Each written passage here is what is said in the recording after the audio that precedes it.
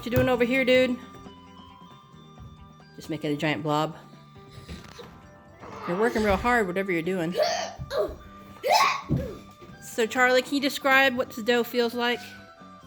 Very squishy. Yes.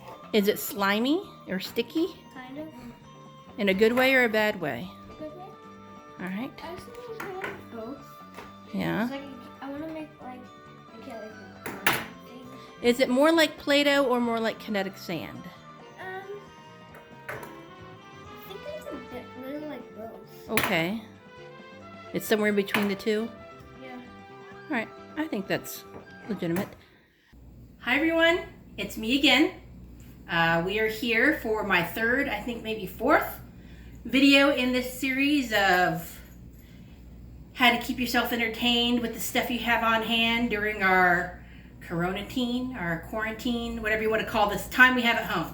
And today we are going to be doing a DIY, a kid's sensory activity, and it's going to be creating Moon Dough, the revolutionary new dough that is like nothing you've ever played with before. Moon Dough is soft, fluffy, and the lightest dough ever. moon dough, fluffy dough, silky dough. There's lots of different names for what we're doing today. But essentially we're combining cornstarch, which you may have on hand, and hair conditioner. You can also do this with hand lotion, but I find that hair conditioner tends to be cheaper than hand lotion is.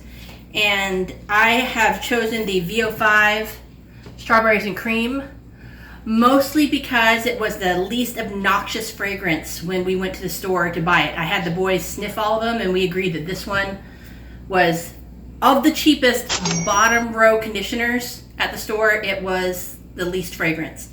I made the mistake of doing this at school. I teach preschool, by the way. And it was Apple Week, and so I thought it'd be fun. Let's do this with an apple scented conditioner. So in the classroom, we had the great big sensory bin, and we were squishing it all up. The kids were loving it. It was a great time until I remembered that, by the way, I'm cracking open this cornstarch, that my superpower is super smell. Yay! And when you're in an enclosed classroom with a bunch of artificial apple, that's the worst. It was so fragrant, I had to leave the room several times just to handle it. And then we vacuumed up all the little tids and bits, and that poor vacuum smelled artificial apple-y for weeks afterwards. We're gonna use a lot of cornstarch for this. So you're gonna, it makes as much or as little as you want it to. I have 2 containers of cornstarch. I'm going to use just one of these containers, mostly because I don't want to make a ton of this. And so you don't really have to measure for this. This is a very loosey-goosey, gloopy activity to do. But you essentially dump the cornstarch into the bowl. Ooh, look, I have my 2 camera setup going. My other camera's right over here. And then you just start squidging. Ooh, kids love that noise. Squidging some conditioner in. I would not put all of your conditioner in all at once because, like I said, you don't really measure for this. You just kind of hope as you go. All of the cooking shows I've ever watched, when they talk about when you're breading something, you know, when you dip it in the flour, then the egg. Wait, no. What do you do it? Flour, then the egg, and the breadcrumbs. You're supposed to only use one hand to get messy, and the other hand to keep clean, so you can do this. Then you don't have like 2 hands which turn into giant mitts of doom. I suggest you do that here as well, because if you have to answer the phone, you have to scratch your nose, which we're not supposed to be touching our face during this coronatine. But if you do, then you don't have 2 hands that look like this, because that's just a nightmare.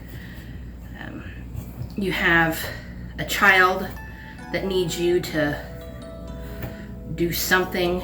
It seems like they always know exactly when the least convenient time for you to be helpful is when they need the most help.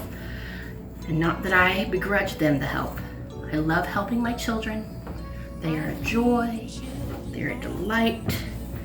They're wonderful. But they can sense when things are inconvenient. All right, so you want this to be we're not making slime. This should not be particularly messy or gooey. You want this to be about the consistency of a really sort of fluffy Play-Doh. And this is going to be very moldable. Mold? What's that mean? This is not going to be something that's stretchy, because cornflour, cornstarch, depending if you're European, I guess they call it cornflour. Cornflour has no gluten or anything that will make it stretchy. It's going to be, if it's too dry, it will be crumbly. But if it is just right, it's going to be able to, you'll take it, you can make it into a little ball.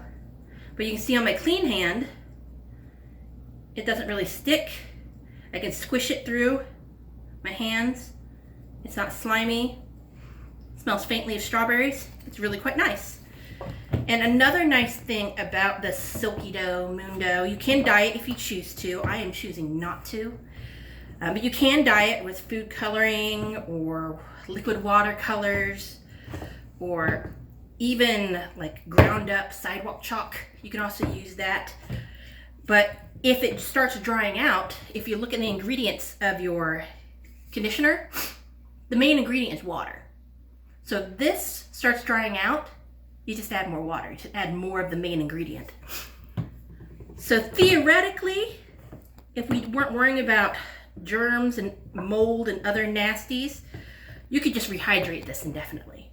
Keep it in the fridge, but then you don't have to. And this is just a fun, pretty inexpensive thing for them to play with.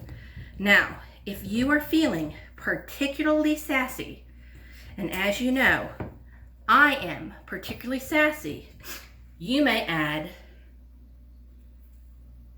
glitter. I have some very, very specific feelings about glitter. I do not, as a rule, do the tiny glitter. I think tiny glitter is terrible. I think you can never control where the glitter goes when you're trying to do it on purpose. I think you can't control where the glitter goes when it just falls off of things and goes out into the world. Whenever you see that random person just walking down the street who has that piece of glitter just on their face that they don't know about, it is always the tiny glitter. So I prefer not to use the tiny glitter. And this isn't even really tiny glitter. This is the, I don't even know what it's called. It's the 1/24th glitter. I'm assuming that means 1/24th of an inch. We're in America, so it's not metric. I don't like that. I prefer using the giant glitter.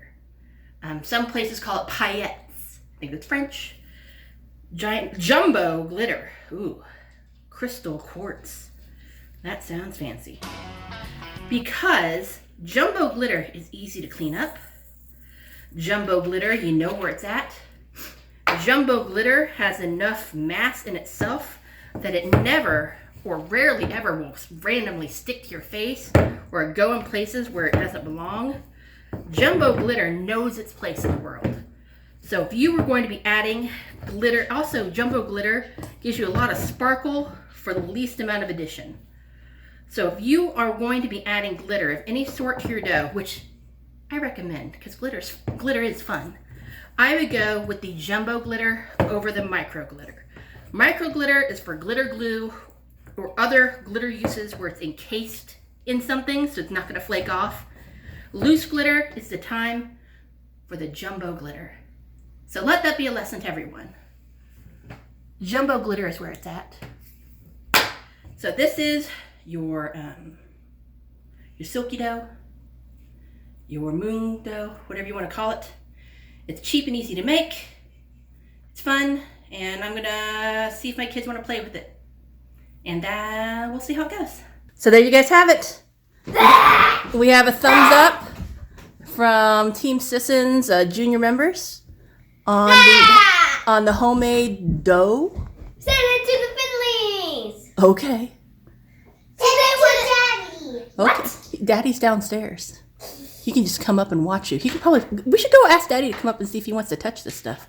See if he wants to play with it. Someone go get Daddy.